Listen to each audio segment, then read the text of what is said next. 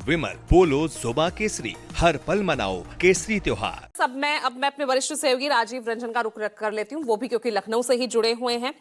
तो अब राजीव, ये जो घटनाक्रम कल से अब तक हुआ है, मतलब एक महीने से शंकराचार्य विवाद, वो तो तकरार खत्म हो ही नहीं रही है। यहाँ पर जिस तरह से खुद सरकार और संगठन ही बढ़ता दिख रहा है, उससे एक और कदम आगे आके डिप्टी सीएम ने इस बात को और एश्योर कर दिया है।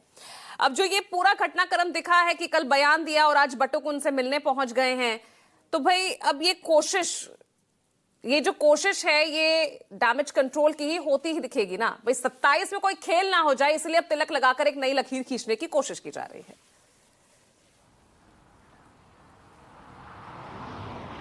देखिए पूजा, राजनीति में कोई चीज ऐसे ही नहीं होती, सबके मायने होते हैं और सबके पीछे कुछ न कुछ एक अलग पटकथा होती है।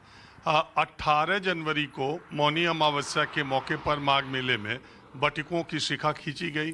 शंकराचार्य के साथ वहाँ के प्रशासन का जो विवाद हुआ आपने देखा ही। बाद में शंकराचार्य को, अविमुक्तेश्वरानंद को नोटिस दिया गया। ये सब 18 जनवरी को हुआ और आज 19 फरवरी है। ब्रजेश पाठक सूबे के डिप्टी सीएम हैं। 18 जनवरी की घटना पर 18 फरवरी को बोल रहे हैं और 18 फरवरी को बटुकों का शिखा खींची गई, उनके साथ अभद्रता हुई, उनका राजदंड तक पुलिस वाले हाथों से छीन करके ले गए और ब्रजेश पाठक 18 फरवरी को, एक महीने के बाद उस पर बयान दे रहे हैं और 19 फरवरी को एकाएक बटुक उनके यहाँ 100 पहुंच गए उनको धन्यवाद ज्ञापित करने के लिए। उत्तर प्रदेश में या कहीं भी उनको इतनी बड़ी संख्या में बटुक किसी नेता को धन्यवाद करने के लिए सुबह ही सज धज के पहुंच जाएं। अब उन्हें बुलाया गया, वो खुद से आए, उनको धन्यवाद देने के लिए बुलाया गया या वो खुद धन्यवाद देने आए, ये अलग बात है। मूल बात क्या है? मूल बात यह है कि संघ प्रमुख मोहन भागवत 2 दिवसीय प्रवास पर थे और लखनऊ के, और उनके प्रवास के बाद ये जो कुछ हो रहा है, तो क्या इसकी पटकथा पहले लिखी गई?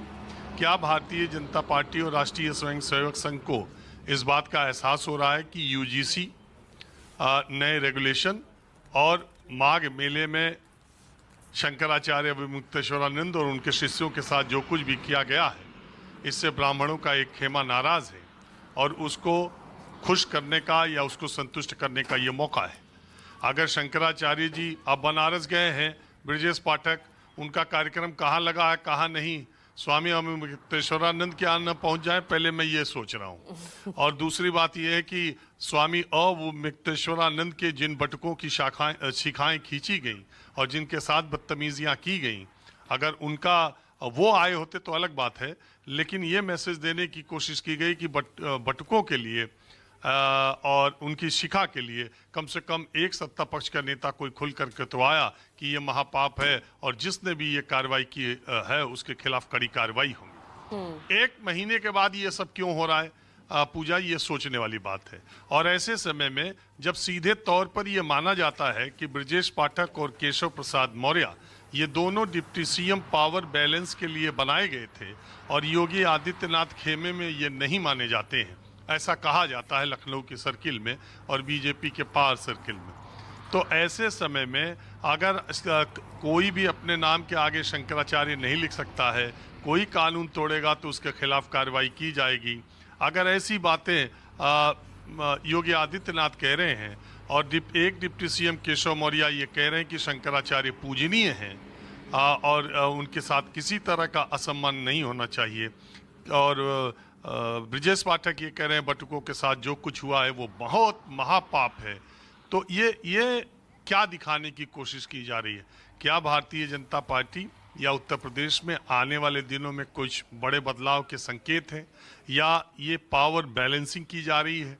ये संकेत दिया जा रहा है कि जो कुछ है वो सिर्फ योगी आदित्यनाथ नहीं है और उनके इशारे पर अधिकारी, शासन प्रशासन के लोग अगर चल रहे हैं तो उससे एक खेमे में नाराजगी है। क्या ये मैसेज देने की बात की जा रही है?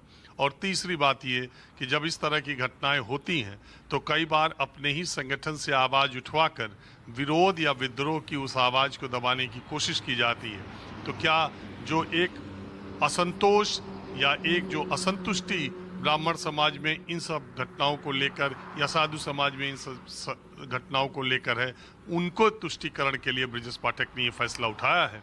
और ये निर्देश उन्हें संघ की तरफ से मिले हैं कि दिल्ली की तरफ से, ये तो वही जाने।